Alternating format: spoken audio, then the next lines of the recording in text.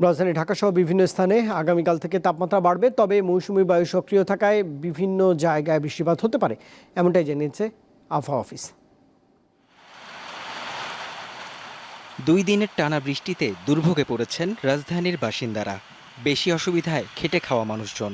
বৈরী আবহাওয়ার মধ্যে তাদেরকে দুবেলার খাবার নিশ্চিতে বেশ হিমশিম খেতে হচ্ছে। না, দৈনিক যেটা ইনকাম সেটা ঠিক মতো হয়নি। বৃষ্টির দিনে লোক কম বাড়াইছে, আর রাস্তাঘাটে পানি কত। ভর দিনে 200 টাকা কাম করা যায় না, ভর দিনে 300 400 টাকা ভাড়া বাড়ি।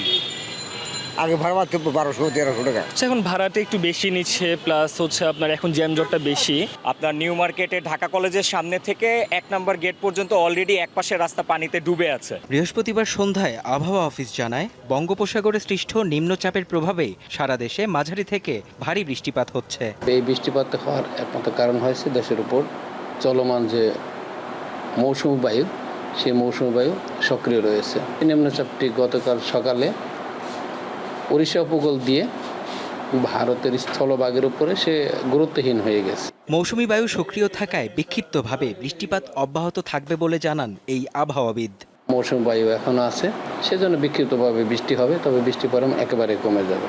তবে হয়তো আগামীকাল রংপুর বিভাগ, ময়মনসিংহ বিভাগ, রাজশাহী বিভাগের কিছু কিছু অংশে বৃষ্টির প্রবণতা কিছুক্ষণ পর্যন্ত থাকবে। তাছাড়া দেশের উপর বেশিরভাগ জায়গাতে বৃষ্টির প্রবণতা কমে যাবে, সেই সাথে তাপমাত্রা বেড়ে যাবে।